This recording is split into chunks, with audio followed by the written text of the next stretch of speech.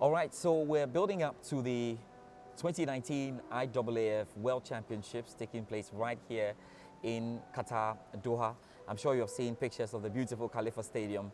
We'll see our athletes, all 10 of them, get themselves ready for the 4x100 meters relay. And of course, we know Joseph Paul, a member of the 4x100 meters relay team, the quartet for the men, would also be participating in the 100 meters. But of course, before all of that, there's the IAAF Congress 2019 that's ongoing, and it's such a pleasure to have right by my side Bawa Fuseini, who is the CEO of Ghana Athletics as well. He is team leader for Ghana here in Qatar for the IAAF World Championships. Bawa, thank you very much for your time. Thank you very much for having me. It's wonderful to see you here. Really, really, really good to be here as well. And it's just nice that these tags show how, you know, documented things are. So far, just tell me, how have things gone for you since you came in with Team Ghana and everything? How's everything going? Everything's going on well. The Congress is going on well. The athletes also arrived safely. The coaches are on their way coming. Okay. They started training since yesterday. Yesterday, I met them in the evening around 10 p.m. Qatar time. We had a very nice chat, and I ran them through all what they were supposed to do. I gave them their bib numbers, their rooms. Everything is okay. I must confess that the food is good. The food is good. Food is good. The place is beautiful. There is wealth here. It's a good one, Charlie. You know, you see the buildings and you see the artificial things have been created, but really making a lot of sense. We're right now in the Grand Sheraton Hotel, and it's really, really looking good. But of course, we have to get, first of all, into the Congress issues. I think you still got another leg to go. I had to smuggle him out of the room. He will be getting back. But let's talk about the re-election then of Sebastian Coe and having a female vice president for the first time for the association. How big is this? Oh, it's huge. Sebastian Coe had 100% vote. Wow. Yesterday he had 230 votes. Everybody voted agrees for that him. he should be there. Continue. And even though he was unopposed, he still insisted that delegates should cast votes. So everybody casted, and he had 100%. Wow. And for the first time that we're having a female vice president, was part of the amendment that took place 3 years ago, okay. 2017 and 2019. But the aim product is that they want to have 2 female vice presidents maybe the next elections. Okay. They want to have 2 female vice presidents, 2 male vice presidents, and the president. But the council is made up of 25 persons, made up of area heads, 13 council members, 4 vice presidents, and the president. That is how the changes that have gone so far. And this morning too, the name IAAF have been removed. That's a big one. Yes. We have become so used to saying IAAF championships and all that. So IAAF is now what? It's now World Athletics. World Athletics. What was the thinking? The thinking is that they needed to brand athletics. They need to get more, to make it more accessible. And appealing to people? And appealing to the corporate world, appealing to the people. And according to them, they said they did a survey. They asked a lot of people what do they know about IAAF, but they don't know anything about IAAF. Seems far away from them. Far from the people. And when they asked them athletics, they said, oh yeah, athletics, track and field.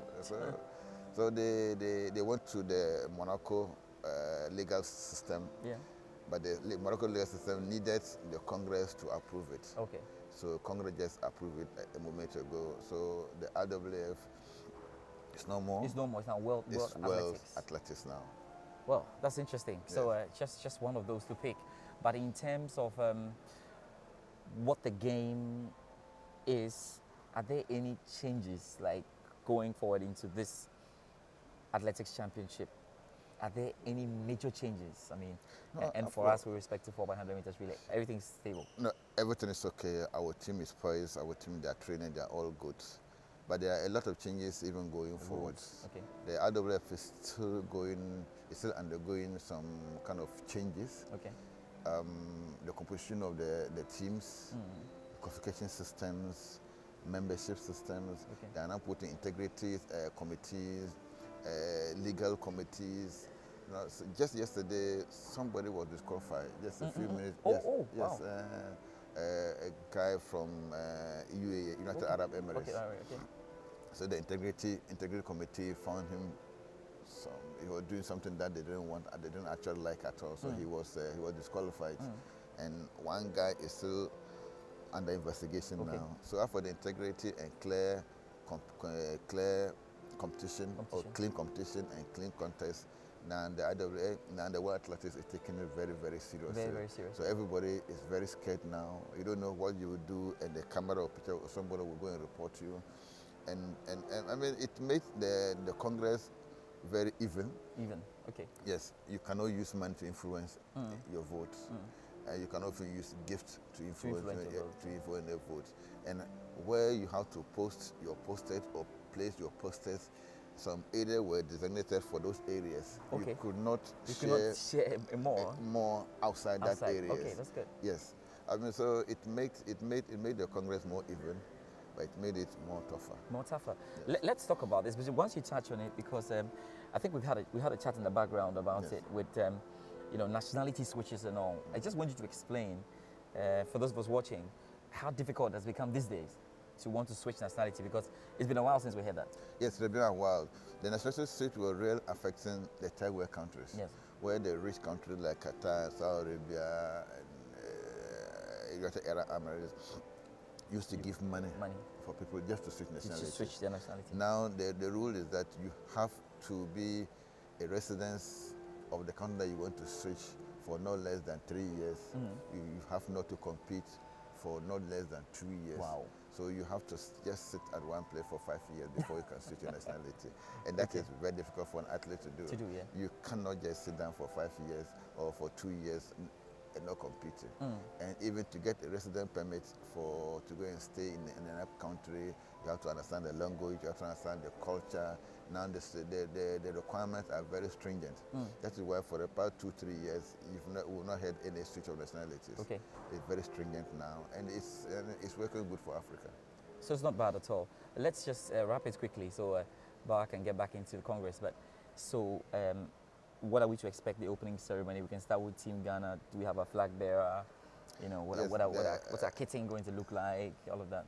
The opening ceremony is a bit different. It's not like the mass one.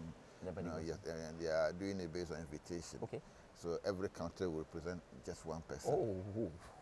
Yes, one person with the flag and with the track shoes and everything. So Hall has been selected to host the Ghana flag during the opening ceremony, and it will be tomorrow at 11 p.m.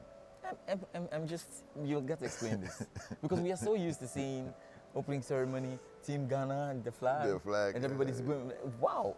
This time around, it's purely on invitational. Why is it? It's purely individual persons to represent their country. So Ghana is going to Hall is representing Ghana, and that's it. And that is it. And that is it. They'll go, she holds the flag. And every country has one person. Either an athlete or an official. But we thought that Hall will serve us better. Yes, and it's good. I mean, these are the fantastic ones. So that's basically what it is. Yes, that's basically what will be on tomorrow for the open ceremony. Tomorrow too will be the technical committee meeting, where everybody has to go and confirm his list. Give them the order of rank. The 400, who is starting, who is running second, level 10. Have you confirmed all of that yet? Yes. Do you have a picture of it? Then you can take us through that. Yes, we confirmed the list, but the final confirmation is going to be on technical committee meeting tomorrow. Tomorrow. All right. That is where we'll present the list of who ran at what level. Who's going where? First, second, third, fourth, and the reserve. Tomorrow is going to be the last one. If you miss tomorrorow, it means you're not going to compete. You're not going to compete. Definitely, we're not going to miss tomorrow. So just and Bawa, your final words to Ghanaians, and I have to say that the 4x100 meter relay teams are special to Ghanaians at this point. Yes. And that everybody understands that even the females who did not do well in Rabat, there were technical issues, and that can easily be sorted out. Here. So what do you have to say for those who are expecting a lot from Team Ghana at this event? I just want to say that Ghanaians should pray so that we avoid injuries, because injuries can come at any time. The team is well poised. They are really, really trying hard to qualify to the Olympic Games first, and after going to the Olympic Games first, then we're not thinking of getting a medal. and everything is okay. The team is good. We don't expect any injuries, unlike what happened in Rabat. The athletes, they themselves want to go to the Olympics. Yes. The country want to go to the Olympics. We also want to go to the Olympics. Yeah. So all of us, our hands on the deck, and we are all working together with the coaches, with the athletes, with the media, to get these athletes at least go to the final. Once they get to the final, it's automatic qualifier to the Olympics.